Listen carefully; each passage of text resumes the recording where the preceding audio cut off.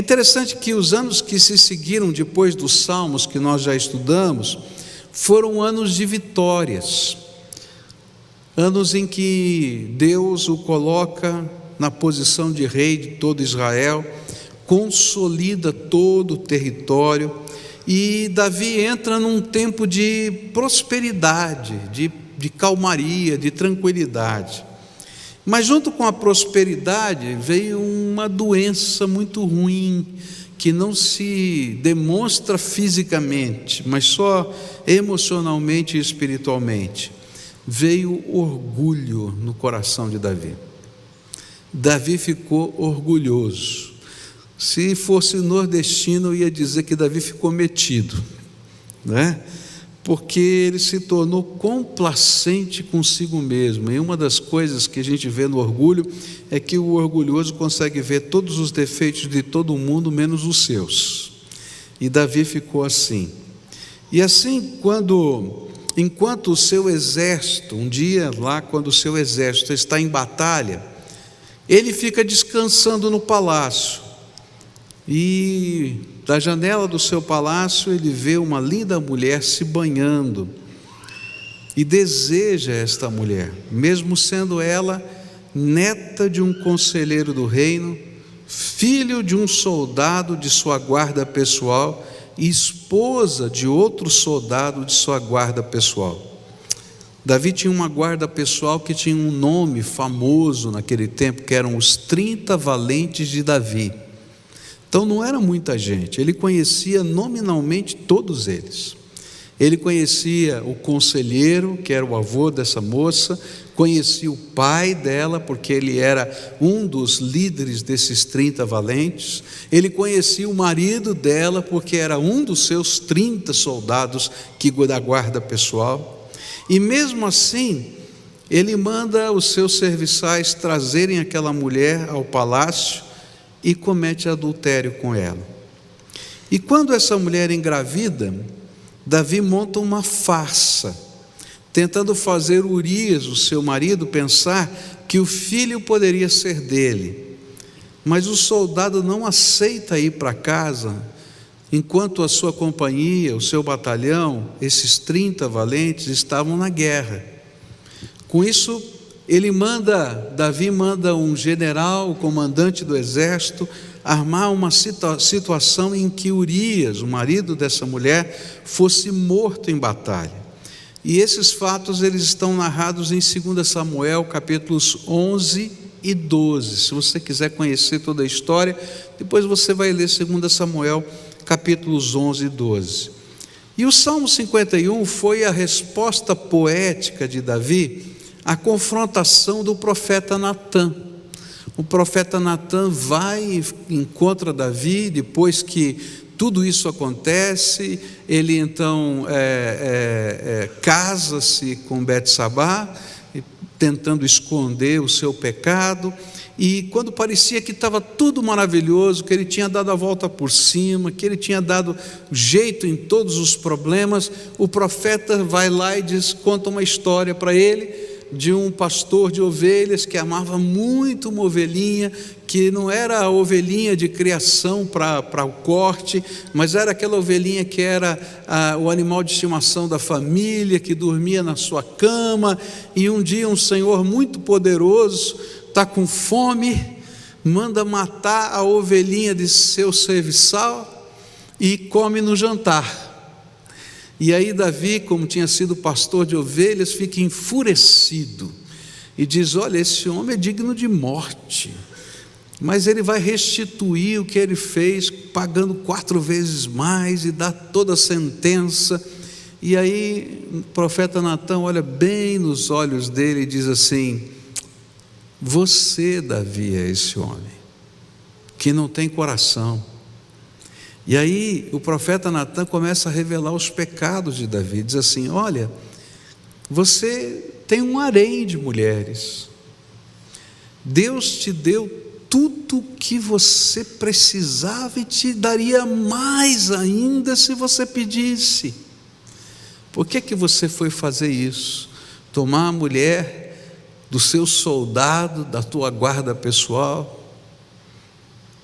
e ainda, quando não conseguiu se safar, planeja a morte e assassina pelas mãos dos soldados inimigos esse homem. Você é digno de morte. E é nesse contexto que Davi então se arrepende dos seus pecados, chora diante de Natã, reconhece que ele é esse homem, e muito provavelmente depois dessa confrontação, ele vai escrever esse salmo. Alguns comentaristas acreditam que ele tenha escrito 2 salmos, o Salmo 32 e o Salmo 51. O Salmo 32 não tem notas históricas, mas o Salmo 51 tem, que diz que ele escreveu esse salmo depois de ter sido confrontado pelo profeta por causa destas coisas. E quando a gente olha para esse salmo, a gente vai aprender com Davi os passos para que alguém possa receber o perdão de Deus na sua vida. O que eu preciso fazer? Quais são os processos que Deus espera de nós para que Ele possa dar-nos o seu perdão?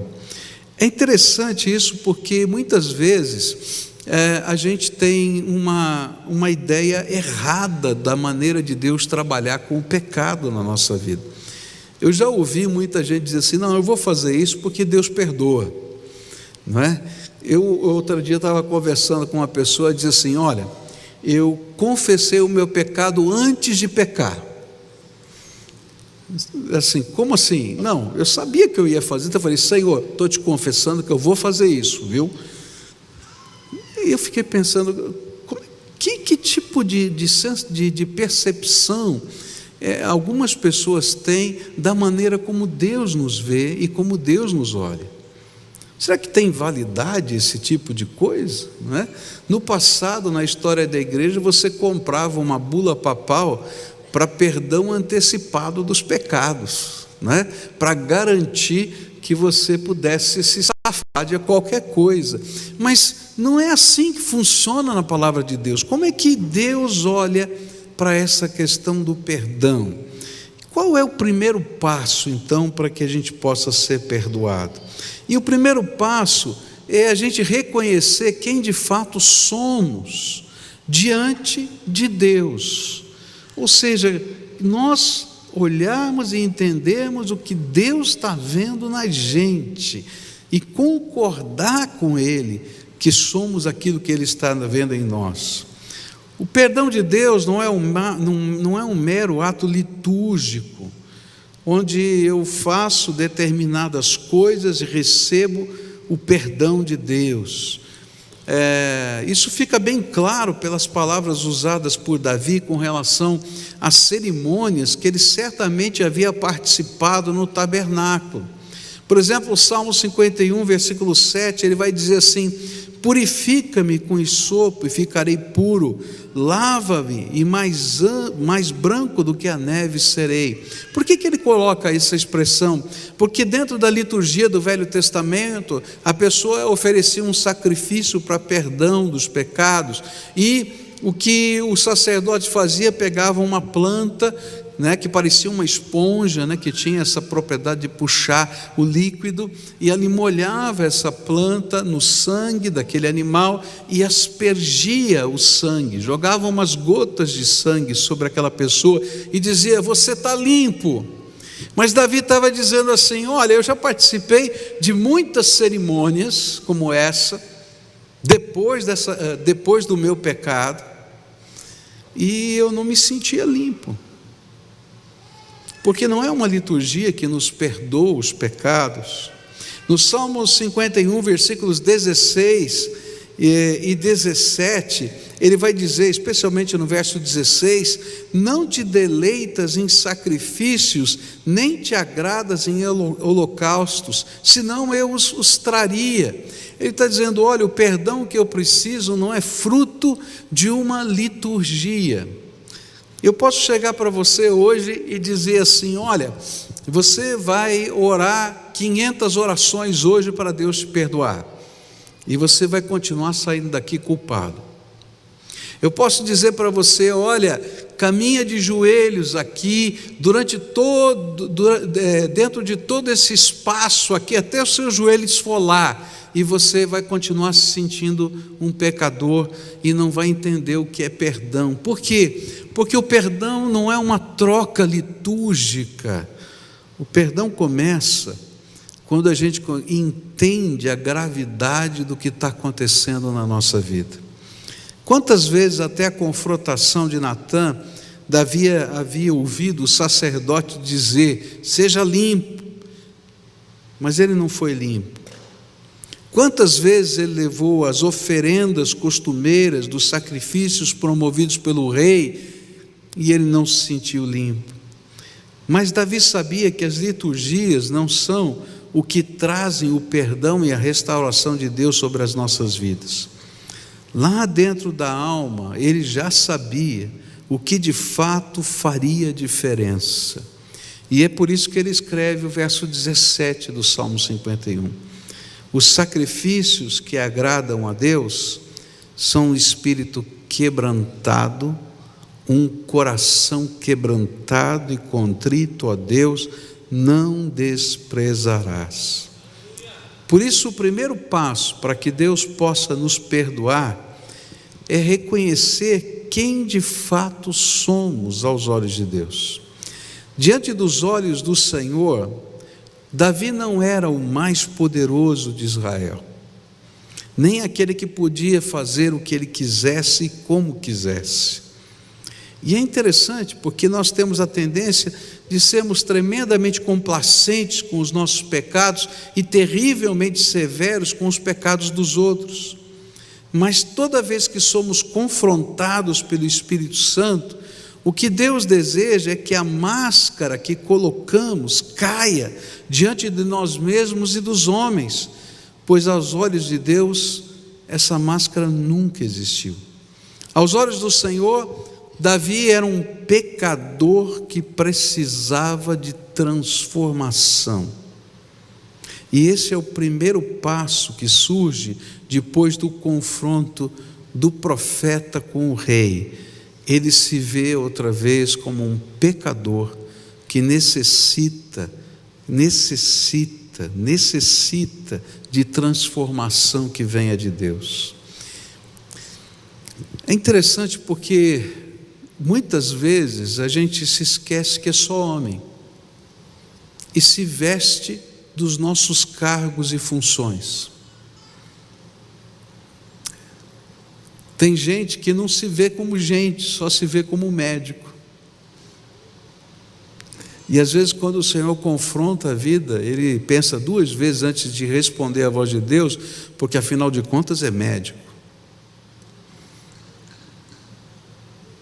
Às vezes tem gente que se vê como empresário e não como homem. E antes de responder à voz de Deus, se vê muito mais como a sua profissão e não aquilo que de fato é diante dos olhos de Deus. E eu poderia citar várias outras coisas. E o pior é que algumas dessas pessoas agem dessa mesma maneira dentro de casa. E se esquecem que não são a sua profissão.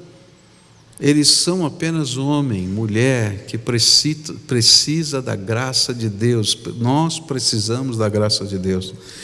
Num determinado tempo, Davi se esqueceu quem ele era. Ele era apenas um homem. E ele se viu apenas como rei. E como rei, ele achava que podia fazer tudo o que ele quisesse, do jeito que quisesse, porque ele tinha poder para fazer as coisas acontecerem. E Deus estava olhando para ele dizendo assim: Davi, você é só homem. E o pior, pecador, sem vergonha, adúltero, criminoso. Você quer saber como eu estou te vendo? É assim que eu estou te vendo.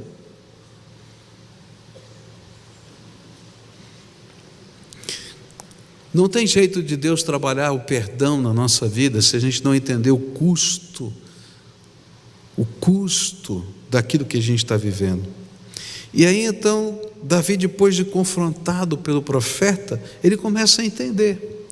E olha só o que ele vai dizer nos versículos 3, 4, 5 e 6 do Salmo 51. E ele diz assim: pois eu mesmo reconheço as minhas transgressões, e o meu pecado sempre me persegue. Contra ti, só contra ti pequei e fiz o que tu reprovas, de modo que justa é a tua sentença, e tens razão em condenar-me. Sei que sou pecador desde que nasci, sim, desde que me conheceu minha mãe. Sei que desejas, me concebeu minha mãe, sei que desejas a verdade no íntimo, e no coração me ensinas a sabedoria. E aqui ele começa a nos ensinar como Deus foi trabalhando esse reconhecimento de quem ele era. Primeira coisa que Deus fez foi tirar a máscara de rei. E ele vai dizer isso: eu sei quem eu sou. Ele está dizendo: eu não posso mentir para mim mesmo. Toda racionalização que eu já desenvolvi para justificar o meu pecado, lá no fundo não me convencem, muito menos o teu Espírito me deixa me convencer. É interessante que tem gente que não enxerga quem é. Eu já conversei com gente que fez aquilo que a gente chama de corrupção. E é interessante como as pessoas se justificam. Ele diz assim: eu não fiz nada demais, porque o dinheiro que voltou para a minha campanha nada mais foi do que o dinheiro que eu consegui para tal lugar. Eu só peguei um pedacinho para a minha campanha.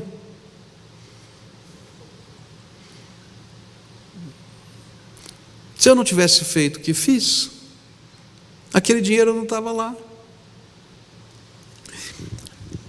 E é interessante que a pessoa acredita nisso, como se fosse a coisa mais normal e natural do mundo. Assim como Davi acreditava que ele era dono da vida das pessoas do seu povo,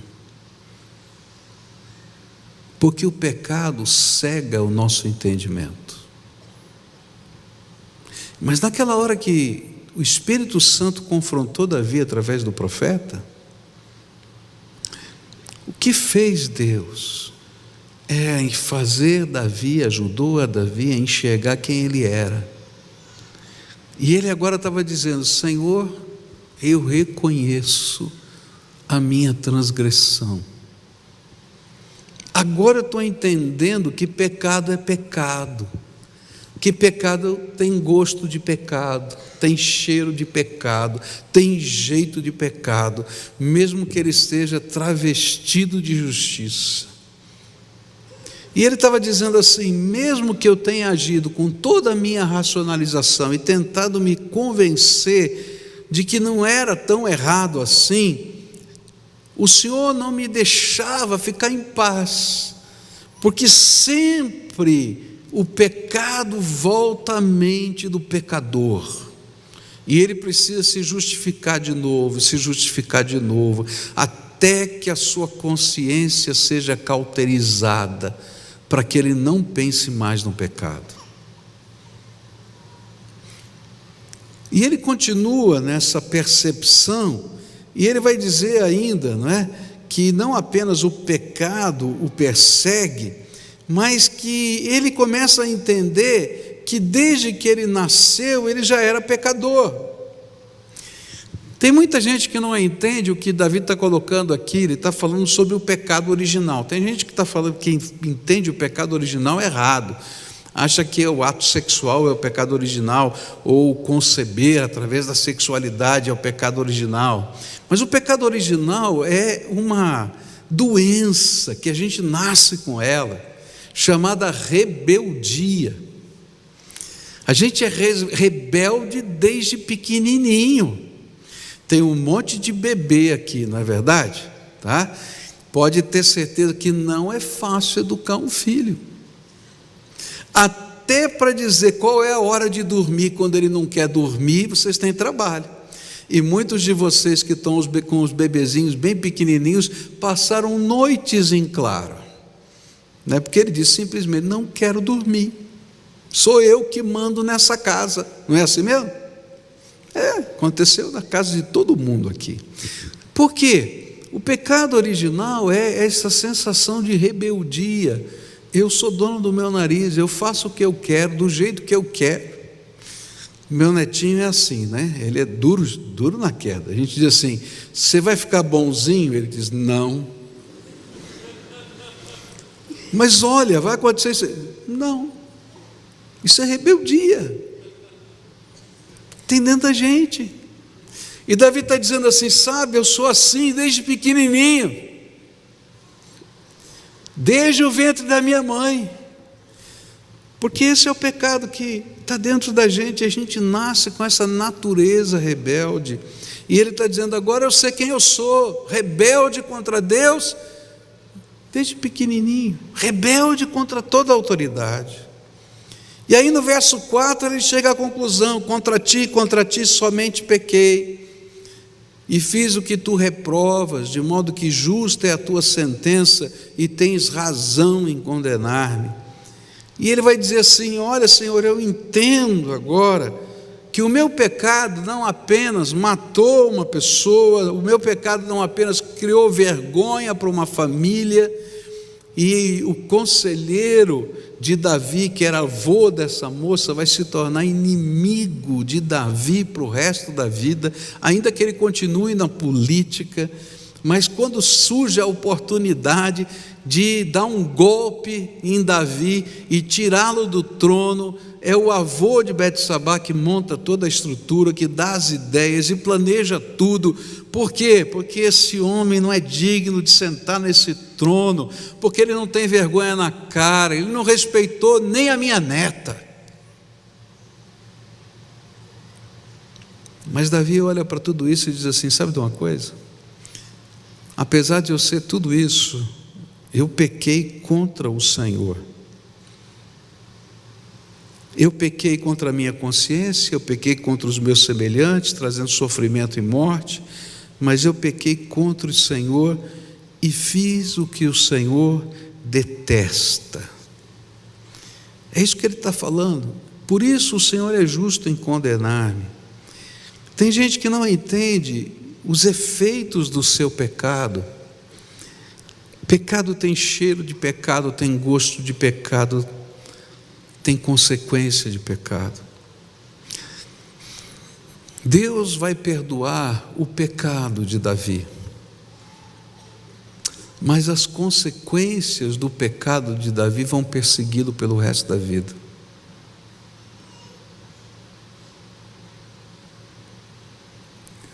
Porque o pecado, ele tem consequências naturais. Deus não precisa fazer nada. Pode ter certeza que o pecado vai gerar sofrimento, e não adianta você tentar esconder-se disso. E Deus estava trabalhando isso na mente de Davi. Davi, tem que haver uma mudança de mente em você para entender o que é pecado. Eu converso às vezes com pessoas, como pastor, que não entende o que pecado é. E diz assim: isso só afeta a minha vida. Não, querido, afeta a sua vida, a vida das pessoas que você ama, mas afeta o seu relacionamento com Deus, porque a Bíblia diz que os nossos pecados fazem separação entre nós e o nosso Deus.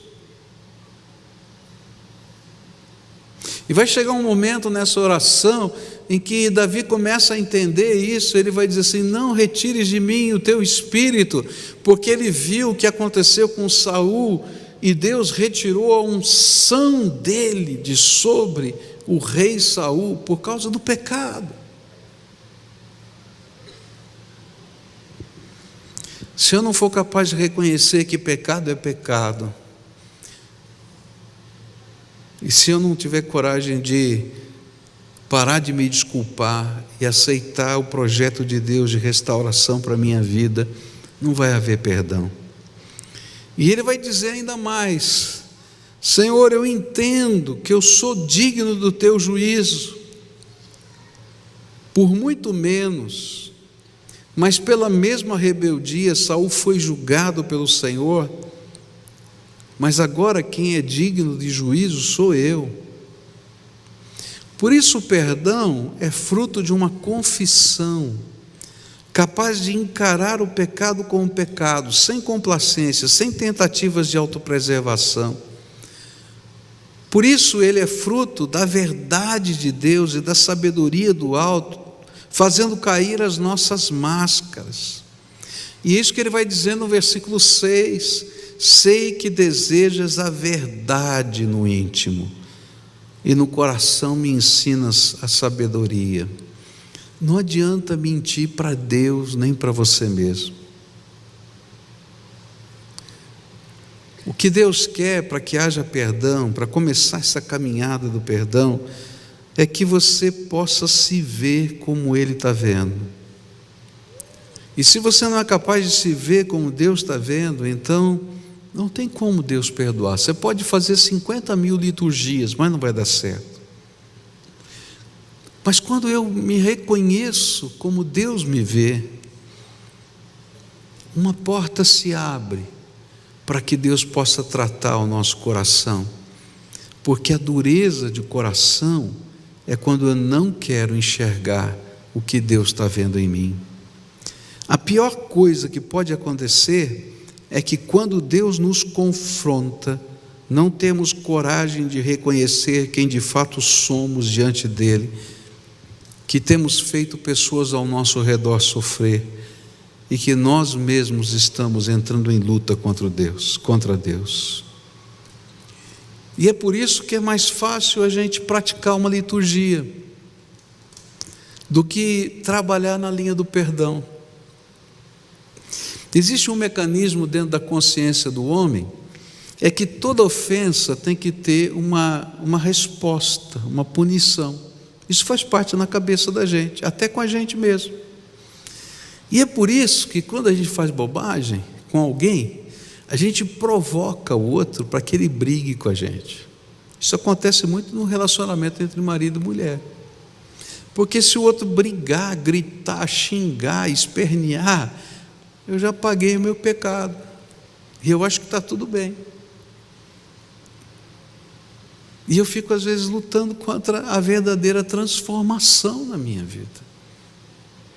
Mas quando eu olho nessa área da vida espiritual, o que Deus está querendo trabalhar na minha vida é que eu não invente liturgias que gerem um tipo de penitência, porque não é isso que vai perdoar. Um jovem que vivia numa casa de uma família muito religiosa, mas cujo pai era alcoólatra. Esse pai todo dia levava a sua família a rezar 40 minutos, todo dia, rezar o terço, todo dia, 40 minutos. Depois ele saía para beber, chegava embriagado, espancava os filhos e a mulher. Todo dia rezava o terço e todo dia chegava embriagado e algumas vezes aconteciam esses espancamentos. Numa das suas tentativas de recuperação, ele, depois de frequentar uma reunião dos alcoólatras anônimos, ele volta para casa, chega para o seu filho e olha bem nos olhos dele e diz assim: filho, se algum dia eu lhe fiz sofrer, então eu quero te pedir perdão. Me estende a mão para o filho, sim. O tempo passou e ele continuou rezando o terço, bebendo e batendo. Aí ele voltava outra vez às reuniões dos alcoólatras anônimos e dizia: filho, se eu te fiz sofrer, você me perdoa, não é? E estendia a mão para o filho de novo. E um dia esse filho comentou com a sua mãe: mamãe, você não percebeu? O papai só mudou de liturgia.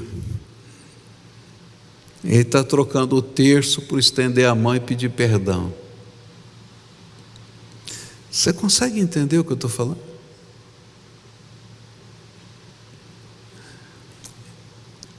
Perdão é busca, sim, do favor divino e da graça de Deus. Mas se não houver um genuíno desejo de transformação na nossa vida, onde a gente se veja na condição em que realmente estamos e desejemos profundamente algo de Deus transformador, ele não vai ter sentido nenhum na nossa vida.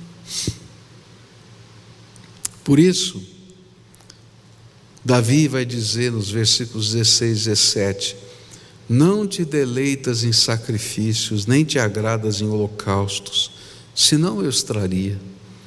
Os sacrifícios que agradam a Deus são um espírito quebrantado, um coração quebrantado e contrito, só, ó Deus, não desprezarás.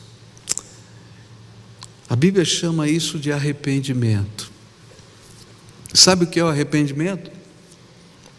É quando eu desejo ardentemente dar meia volta na minha vida. Eu estou indo nessa direção e eu enxergo o que está acontecendo comigo. E eu digo, eu não quero mais isso na minha vida. E aí eu vou buscar a ajuda de Deus para mudar de rumo na minha vida. Por isso que a Bíblia vai dizer que sem arrependimento não há perdão. Por isso que não adianta eu orar a Deus pedindo perdão antes de cometer o pecado, que nem aquela pessoa me disse, já confessei o pecado antes de fazê-lo.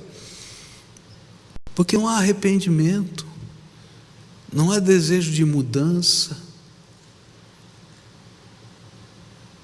Há simplesmente uma grande complacência, a mesma do orgulho que levou ao pecado. Só que agora esse orgulho está voltado para com Deus. Deus, eu não quero que o Senhor se meta na minha vida. E se você não quer que Deus mude a sua vida, não resta perdão. Porque o perdão de Deus é caro. Sabe quanto custa o perdão de Deus? O perdão de Deus custou Deus se fazer homem, esvaziar-se da sua glória, para caber na forma humana, para tomar o meu lugar na cruz do Calvário. Sabe por quê? Porque a Bíblia diz que o salário do pecado é a morte. E então Ele tomou o meu lugar na cruz, Ele morreu por mim. Mas não parou na cruz. Ele desceu ao Hades, o lugar que a gente chama de inferno. E Ele foi lá por minha causa e por sua causa. E tomou das mãos de Satanás as chaves da morte e do inferno. Todo o direito que Satanás tinha de ser acusador da sua vida foi arrebatado, arrancado pelas mãos do meu Salvador Jesus, para que eu pudesse ter perdão. E Ele ressuscitou ao terceiro dia, para que todo aquele que nele crê não pereça, mas tenha a vida eterna. O perdão de Deus é caríssimo. E quando a gente não entende quão caro é o perdão de Deus, não tem sentido qualquer liturgia. O que aconteceu naquele dia com Davi foi que ele começou a entender de novo quão caro é o perdão de Deus. Nessa manhã eu queria orar por você. Oração de confissão. Oração de pedido de perdão. Não é mais uma liturgia. Se fosse mais uma liturgia, não ia ter sentido nenhum. Mas sabe o que Deus espera? É que agora, através da atuação do Espírito Santo, que está caminhando aqui entre a gente, olhos sejam abertos. Eu vou falar algumas coisas muito duras aqui. Tem muita gente orgulhosa aqui. Muita gente que não deixa Deus ser Deus na sua vida. Tem muita gente querendo viver independentemente do Senhor, porque simplesmente se acha. E se esquece que tanto eu quanto você e todos nós precisamos de um Deus que nos transforme, que nos perdoe. Porque a Bíblia diz que não há na terra uma única pessoa justa. Não há na terra um único ser humano, seja ele quem for, que não precise da misericórdia e do perdão de Deus. Mas essa misericórdia e esse perdão não pode ser dado se a gente não se vê nessa condição. E se a gente não é capaz de perceber que Deus tem um plano melhor para a nossa vida. Por isso, nessa manhã, eu queria orar por pessoas a quem o Espírito Santo está falando, e que hoje, por causa da atuação do Espírito, estão dizendo: Senhor, quem precisa de mudança sou eu.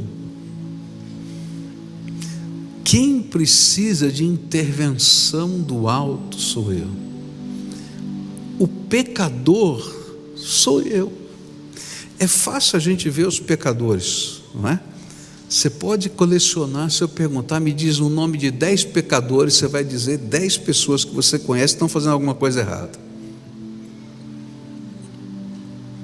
Mas quando Deus nos confronta, Ele não está olhando para os outros 10, Ele só está olhando para a gente.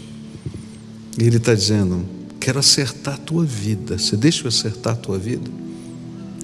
E perdão é isso, deixar Deus começar uma obra de acerto na nossa própria vida. Hoje à noite eu vou continuar essa mensagem, eu vou falar exatamente disso. A segunda coisa que Davi vai falar para Deus é: começa uma obra de transformação. Ele vai dizer: cria em mim um coração puro. Senhor, muda isso, muda aquilo outro, porque eu não vou conseguir sozinho, porque o foco de Deus estava nele. Se hoje o Espírito Santo de Deus está falando ao seu coração e você quer responder à voz desse Espírito, então eu queria convidar você para vir aqui à frente para a gente orar juntos. E eu vou explicar por que a gente faz isso. Não é porque aqui é um lugar sacrossanto, ou porque a oração do pastor é mais poderosa. Simplesmente porque quando a gente está na casa de Deus, ouvindo a voz do Espírito, a gente não tem coragem de obedecer e fazer aquilo que Deus manda, isso é um sinal para mim mesmo, que eu continuo de nariz empinado, dizendo para Deus que eu vou fazer só o que eu quero fazer. E sabe o que é pior? É que muitas vezes a gente se engana. A gente engana a gente mesmo, dizendo: não, vai ser diferente. Vai nada. Porque a primeira lição que eu vou aprender para caminhar com Jesus, debaixo do seu perdão, é fazer as coisas do jeito de Deus na minha vida. Então, se hoje o Espírito Santo de Deus está falando, vai saindo do seu lugar, vem para cá para a gente orar junto. É oração de entrega, é oração de confissão, é oração resposta à voz do Espírito. Então, aquilo que Deus está falando com você hoje, então responda à voz do Espírito Santo aí na tua vida. Pode vir em nome de Jesus. Aqueles a quem o Espírito Santo está falando, está tocando, venha.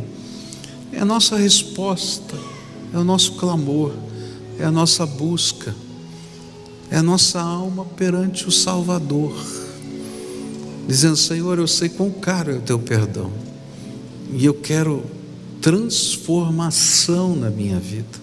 E eu vou dar o primeiro passo, tem o segundo, tem o terceiro, mas hoje eu vou dar o meu primeiro passo na direção do Senhor, e vou deixar o Senhor me ensinar a construir os próximos passos.